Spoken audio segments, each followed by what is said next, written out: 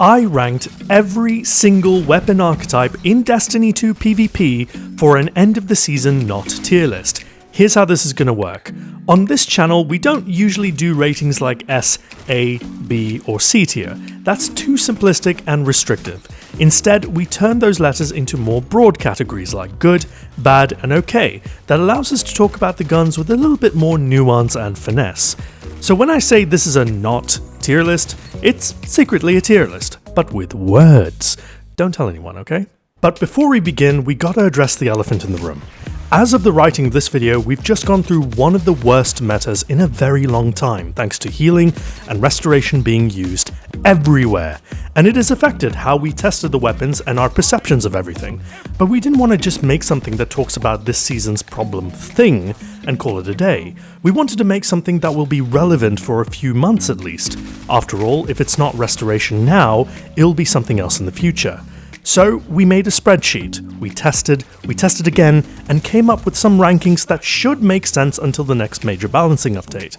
We evaluated everything on pure performance alone, and tried not to let our experiences with abilities tarnish our rankings. Also, archetypes of 1 were not considered for this list, so please don't clog the comment section saying Coriolis Force where, because you know that gun is bad, and you should feel bad for using it. With that being out of the way, welcome to the state of the meta for Season of the Haunted. Season 17. Let's begin. The bad weapons are the ones you generally want to avoid. All weapon archetypes in this section suffer from poor performance, and are generally far worse than all the other options in their intended range band. They may have 1 or 2 examples that push beyond it, but they're generally not worth your time. Kind of like PvP in Destiny. Unlike the last time we did this, the bad category mercifully has only 4 entrants this time round, 2 of which are shotgun classes. Are you surprised? Well, let's get them out the way then. Rapid fire shotguns have always been the runt of the litter when it comes to shotguns in PvP, and now they're even worse. Shotgun range was dialed back by a further meter in Season of the Haunted, which made rapids borderline unusable. You've got to be absolutely point blank to kill someone, which means they have to not see you coming at all. On console, I found I could do this a surprising amount, but on PC? Forget about it. And this might be a controversial pick, but I feel the same way about aggressive frame shotguns as well. They have the best damage profile of all of them, but they're also the most inconsistent frame in the game. Even within range, they will whiff pellets. According to those that know, aggressives must have very high range, even with range boosters like opening shot, to feel consistent. That makes them roll dependent as hell, and from what I've seen around the web, only 1 aggressive seems to be worth a damn anymore. Found verdict. If an archetype has only 1 reasonably okay option, which in and of itself is extremely roll dependent to work at that level, then that archetype must be bad. Sorry.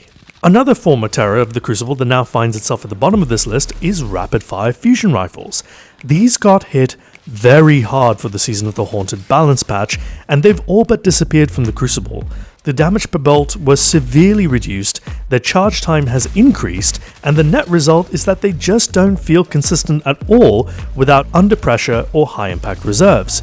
Without either, bolts just seem to miss more than normal, which exposes the frame's lack of total damage badly. Consistency is hard to achieve with these frames, and nowadays, the others are just better, so I can't recommend them anymore. And finally, my quest to understand the utility of the lightweight bow remains unending. You move faster with them, but their draw time isn't significantly faster than precision bows, and they're used in almost exactly the same way. Maybe quicker draw time to shut down apes? I really don't know, but they're still underpowered for the Crucible.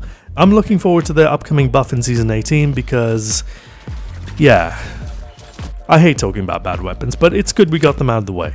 The rest of the video will be far more positive. Let's move on to the okay weapons. These weapons can do a job when used right. They have significant drawbacks and they're nowhere near best in slot, but they can satisfy an itch if you're so inclined.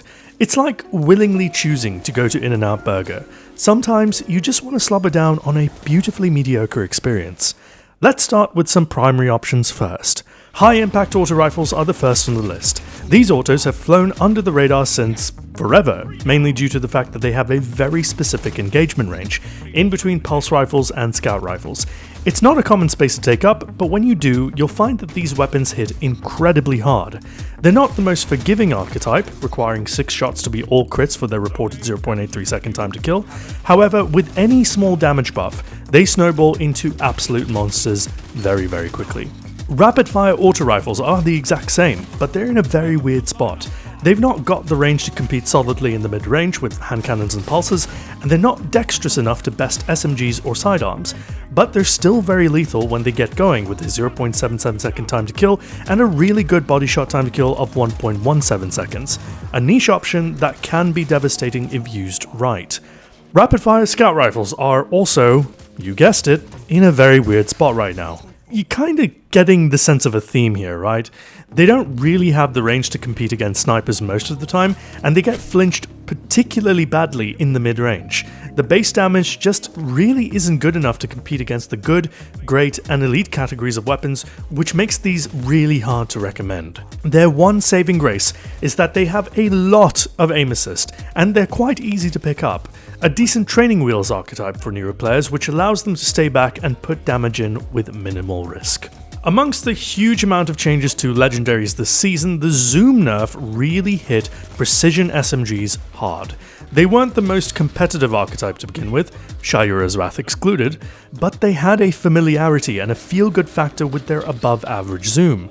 Now with most dialed back, they don't feel nearly as good anymore. Their performance is especially bad in a healing and resilience meta, which makes you wonder if they could use a small buff to their base damage to make them feel more viable. Or maybe it's just the healing and resilience meta that needs a tweak. That being said, a small damage buff makes them quite good, so your mileage may vary with these. Lightweight sidearms feel good simply for the mobility boost, but in the sidearm family, there's a strong case to be made that they're the worst of them. Their fast fire rate has a learning curve that could be circumvented by a full auto mod, and whilst they kill as quick as anything, their low range, middling stat packages and so-so options don't make them stand out. They're a menace in the right hands, but nothing about them aside from the mobility is overly compelling. Moving into the special weapons, we begin with rapid fire snipers. These are, well, they're kind of good, but they take some getting used to. They're crit machines only, meaning that you need to be a decent sniper to even begin to make use of them, as your body shots only do 90 damage. That's not really all that useful, whereas with the other sniper archetypes you're always in contention for a cleanup or a third party yoink. They are fine on their own, but there's no reason to use these over their siblings.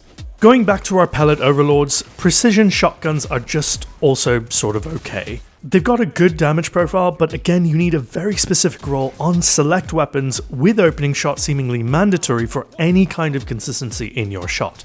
They're a good option for cleanup as several precisions can be configured with good handling, but because they're so role dependent they can't be placed any higher than just okay. Inconsistent option at best. And finally, there's a massive difference between the exotic trace rifles and the legendary trace rifles. Shockingly so. Whilst the exotic traces remain some of the most underrated options to this day for PvP, their legendaries are quite the opposite in contrast. It's not that they're any less lethal. With the right person, they absolutely destroy their enemies. It's just that they kind of feel flighty, if that makes sense. On both PS5 and PC with mouse and keyboard, they felt loose and unrewarding. On top of that, their PvP ammo economy isn't great either. I hope they get a look at in the future because they are terrific surprise options that shred with the right person using them. 11 down, 31 to go. Yeah, there's that many archetypes to worry about. Luckily, from here on in, they're all worth your time and attention. Let's have a look. Good weapons are good enough for most people most of the time in the Crucible. To call them average would be a disservice, but they are the baseline of what to expect from a solid performer in the Crucible. They must be consistent, perform well within their engagement space, and have some solid options that you could argue are meta in the right hands. And nothing exemplifies that more than the aggressive hand cannons.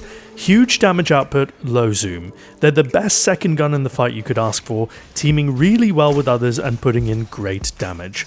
What keeps them at good is their low handling, which forces you to stay back, as well as their time to kill of 1.0 seconds, which prevents dueling aggressively. But that's the whole idea with 120s. They reward the patient, tactical hand, a hugely underrated option in 3s as well. Flying out the gate with the most recent patch are precision hand cannons. They got a damage buff, which doesn't help their base time to kill of 1.0 seconds, but it does mean it's more forgiving, allowing you to hit 2 crits and 2 bodies, one of the most forgiving archetypes in the entire game. It also means they snowball so easily now with even the slightest damage buff, a 3-tap basically on command, with added potential for 2 taps with damage stacking.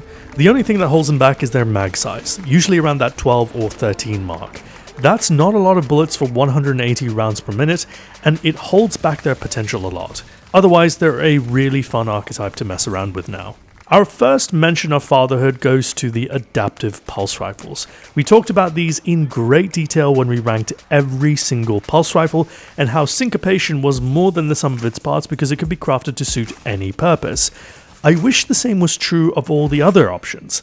That being said, they remain one of the best training wheels archetype for newer Crucible players with a good cadence, good range, good handling, good stability, and good damage. If you can boost any of that, they become nuts. But out of the box, it's a very solid experience, like Crown Royal Northern Harvest.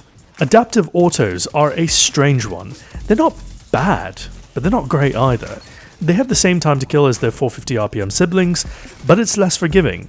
There are several options with fantastic rolls, including a certain Sorrow's Verse for ARC 3.0, but even while using it, you can't help but wonder why you're making your life harder for yourself when 450s exist. For some, Rangefinder feels almost necessary for the extra stickiness it provides on controller, which is very useful for tracking weapons. Otherwise, it can be argued that they feel a little bit too loose. Mixed bag for sure. I am delighted to tell you that precision scout rifles aren't bad anymore, though if you've been watching Cool Guy, you'd know that already. Their damage was buffed lately, so now you can 3 crit 1 body your way to a 1 second time to kill. That time to kill isn't a huge deal as scouts are primarily distance weapons, but that extra forgiveness helps to secure a lot more kills. With any minor or major damage buff, they become 3-tap monsters from distance. However, they're not any more than just good because if you find yourself in a mid-range duel, you're gonna lose. And most of Destiny maps are mid-range, so you're forced to play long range. And if you play long range, well, 150 scouts just do it better. Another in-between archetype, great for those who love it. I have similar feelings for lightweight scout rifles, which remain relatively unchanged throughout this chaos. I liked them before, and I still like them now, but if we're being honest, in light of the recent buffs to their siblings, their performance now leaves a little to be desired. They don't feel as sticky and quite frankly just don't get their damage out fast enough, especially in a restoration meta. But when they work well, they work really well. If you have explosive payload, they'll be viable for dueling, and if you have kill clip, it'll turn them into 3-tap monsters. Aside from that, it's only as good as you are with them. Next up we have precision sidearms. 2 words. Reliable and consistent. They're very forgiving, requiring just 3 crits and 1 body for their 0.7 second time to kill. Their body shot time to kill is 0.93 seconds, which is joined fastest with the Suros rapid fires. In practice, the slower fire rate does feel a little awkward and can take some getting used to, but when you do, you'll find a very interesting little package that packs a real punch. It feels more like a mini hand cannon than anything else. Accompanying its sibling, we have adaptive burst sidearms, which have been a little worse for wear lately. Without rolling rangefinder, all of them feel like they just don't have enough stickiness, range, and general oomph to be a serious problem to most players. However, there are some truly wonderful guns for this archetype, but even with their 5 crit 2 body requirement, they still feel precarious to use consistently well, especially outside of its range band. Really fun weapons to use, and most of them can be spec'd into quite nicely. Peace Bond in particular is a personal favourite of mine. Next up, precision bows, the most bowy bow archetype to ever bow. It's remarkable. 151 crit, 101 body, some damage perks to help with cleanup. Lane and be a nuisance, or use one to keep snipers at bay. Or float around and be a nuisance anyways. You know what you're getting with these. And by now you also know that those who know how to bow are going to keep you real low until your gasket blows. Steep learning curve, high reward. Not for the faint of heart, that's just the way it goes. Onto special ammo weapons, and high impact fusions got a serious glow up with Season of the Haunted. They feel great now, and backup plan is almost necessary to keep that crazy charge time in check. They do struggle against the lunatic W key titans, which are set to get even worse with ARC 3.0, but are otherwise surprisingly consistent. Reducing charge time is 100% the play, but be mindful of the other stats. You still want to reduce spread and control the recoil. With the right roll, they feel really consistent and there's a lot to like. That charge time, even with backup plan, might prove too much for most though. Lightweight shotguns are one of the better options of the wounded shotgun family, not least because of their intrinsic sprint speed boost, but also because functionally they're not supposed to be one-hit monsters. They're exclusive to cleanup. You can spec them for high handling and high range, and quite a few roll with damage and range boosting perks these days. That all said, they're still pellet shotguns, and they're still hard to use consistently, but they're really good when paired with a mid or short range primary for cleanup action. So too are slug shotguns, which used to be absolutely cream of the crop. Now they're still good, but very unfashionable, likely due to their inherently more difficult nature to use. They're not going to kill from crazy distances anymore, but they still have a significant range and damage advantage over the rest of the family. One bullet that goes exactly where you aim it. Thank God. Still deadly in the right hands, but for those who know what these used to be, it's going to be a hard physical and emotional adjustment. And that's our baseline. 12 archetypes out of a possible 42. There's a lot of goodness with the weapons balancing so far. All the ones we just talked about can be comfortably mained and success can be easily found with them. But with the next batch, it's even easier. The great weapon classes are the ones that are certified nuisances. These classes have a lot going for them and are used frequently and interchangeably by the best players in the game. They're always going to do the job for you. The question is, are you good enough to use them? Kicking things off, we have aggressive pulse rifles. These 4-burst monsters were left out of the last time we did this because they were effectively an archetype of 1, with Sacred Provenance. But then Insidious came along and decided to low-key be one of the best weapons in the game, and be craftable to boot. Both are excellent performers in all parts of the game, they 2-burst in PvP, and yet they also feel like a conscious choice, rather than an automatic one. As good as they are, they're not the best, but that's still good enough for most. Rapid-fire pulses also suffer from this. As good as they are of the fast-firing pulses, they're not as good as some other archetypes. They're fantastically aggressive, have some real meta contenders that continue to fly under the radar, and generally feel amazing to use. They're great for dueling, snowball extremely well with damage buffs, and contain 2 excellent options for Arc 3.0.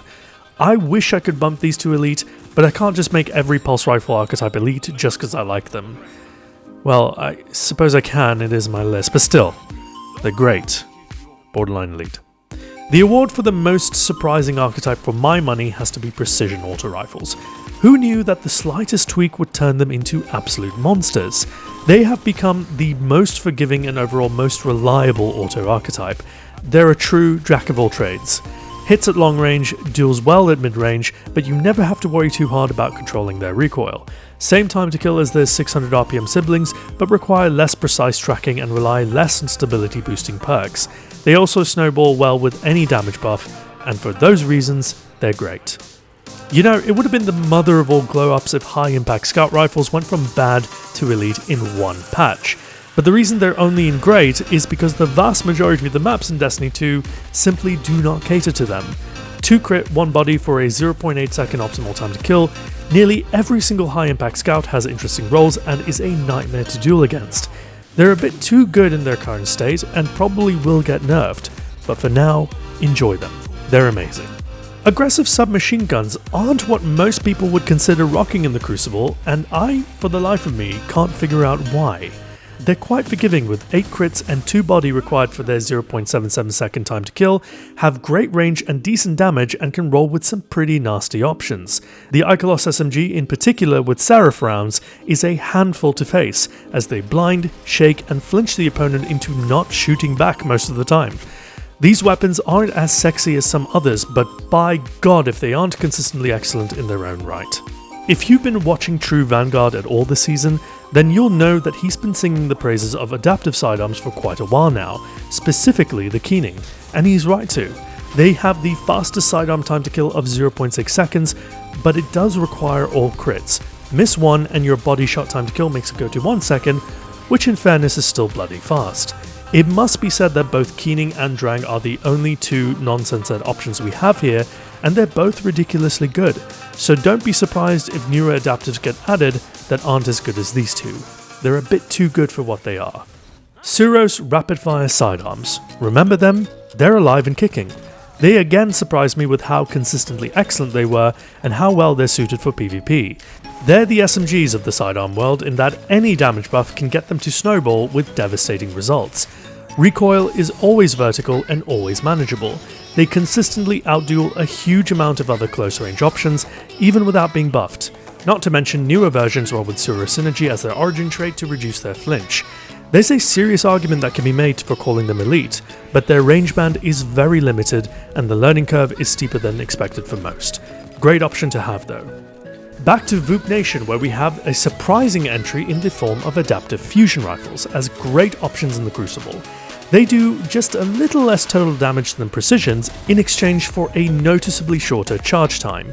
They feel incredibly consistent, and with the right rolls, they become even more consistent. They're very suited to run and gun playstyles and have the perfect amount of range for a fusion. Not too much. In the absence of pellet shotguns, fusions are the best one-shot kill specials for close range by quite some distance. Added bonus, hugely annoying to play against. Invest in adaptives, trust me. And finally, I'm putting both lightweight and waveframe grenade launchers as great. Very different methods for the same utility at the end of the day, get them real low or clean them up without a fuss. Whilst their velocity and blast radius has come down from their previously terrifying heights, lightweights are now in this very handy spot of being extraordinarily useful to fit a specific build and playstyle, specifically the blinting playstyle, where you damage them with a grenade launcher and then swap back to the primary for a cleanup. A number of lightweight options can roll blinding grenades or disruption break, which helps greatly to achieve the desired result. For those in the know, lightweights didn't become any less of a problem, they just became a less obvious one. Waveframes, on the other hand, just aren't rated by anyone. After all, just jump to avoid them, right? Well, ever since airborne effectiveness has become a thing, it's made everyone hunker down consciously a little bit more. Although it has lower damage than the lightweight, waves can prime multiple targets and makes the enemy play a miniature game of the floor is lava. They're also infinitely less roll reliant than the lightweight, which makes them a fantastic option to just pick up and slay with. Huge fan of these. Pick up any of these options for just a few games and you'll see why they are where they are.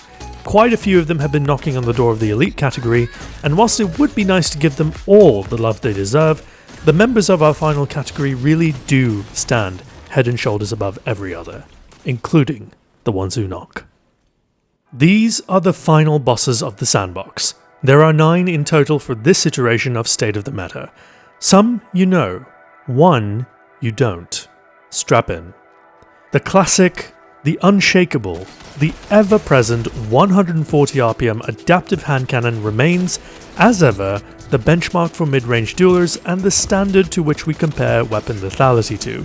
For better or worse, it has been chosen as the centerpiece around which the sandbox is balanced around, and it continues to be the default pick for the best players in the Crucible. There's not much that I can say that hasn't already been said about 140s, other than the fact that if you choose not to learn this archetype, you're actively holding yourself back in the Crucible. 340 RPM high-impact pulse rifles seem to be here to stay at this end of the Crucible as well. There's just something so wonderfully reliable about them that makes them easy to come back to time and time again. Unlike the 140 RPM hand cannons, this archetype can honestly boast that every single weapon it has is interesting and unique in some way, worthy of your time and attention. You'll never really go wrong with them. They come back from the store every time and tuck you in. And man are they into barbecue. Next up, a new entry but wholly unsurprising if you've been paying attention. Lightweight pulse rifles. Their TTK isn't the best out there, the damage per bullet isn't exactly drawing a crowd in Restoration meta either, but they are so beautifully poised in how they feel, how they shoot, and how forgiving they have become. They have 2 burst potential with kill clip and they're not roll dependent at all to just slay out. Lovely archetype. As a result of everything, lightweight SMGs have only strengthened their stake as the best of the best in the short range meta. Even though most of them have had their zoom dialed back, they still kill quicker than most in their space and are a nightmare to face against someone who knows what they're doing with them. Funnelweb in particular has picked up where Multimac left off, thanks to its insane perk pool which allows it to roll with Killing Wind and Rangefinder. well worth the time investment to learn them despite their zoom nerf. Another beneficiary over the death of pellet shotguns are the aggressive 2-burst sidearms. They were previously one of those if you know type archetypes, but it was always hard to justify them over slugs and pellets. Now though, 3 crits and 2 bodies will land you a kill. Get a damage buff and now you're killing in 4 bullets or 2 bursts. They're absolutely loaded with aim assist, and even if you're having an off day, it still kills relatively quickly with a 0.83 second body shot time to kill if your opponents have less than 6 resilience. They have a deceptive amount of range and are the perfect pairing with any long range primary or special weapon if you're brave. Speaking of which, both 72 RPM aggressive sniper rifles and 90 RPM adaptive sniper rifles return for their time in the sun in Elite. They're both very different archetypes and they both serve different purposes. With great all-round stats, adaptives just seem to work in most situations against most opponents without much fuss or setup. They're the baseline, the default sniper archetype, and that default gets flinched less and does a mad body to the damage. As for your aggressives, well, they shut down pretty much any super that isn't a Well of Radiance or a Bubble Titan, but even then you could snipe someone inside of a well. They do far more damage overall than adaptives at the cost of their handling and stability. If adaptives are the oppressors, aggressives are just flat out the fun police. They will ruin your day harder than unmelted cheese curds in your poutine. Precision fusion rifles were a little out of fashion for a minute there, weren't they? They were totally gazumped by the arrival of rapid-fire fusions in Season of the Lost and the Witch Queen, being relegated to the role of consistent second pick.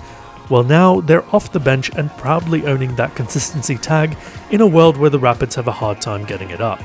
They have great damage, great range, great all-round stats, and just generally some really top-shelf options worth your time. And Xur has a habit of selling them with the most broken rolls. Hopefully he gets a talking to soon. There you go. 8 archetypes, none of which are a surprise to you at this point, but I did say that there was one that would be. One that you've been hearing about only when there's nothing else to talk about. The truth is, they've been crazy for a couple of months now, but only now are they getting the spotlight they deserve. And boy, are they a problem.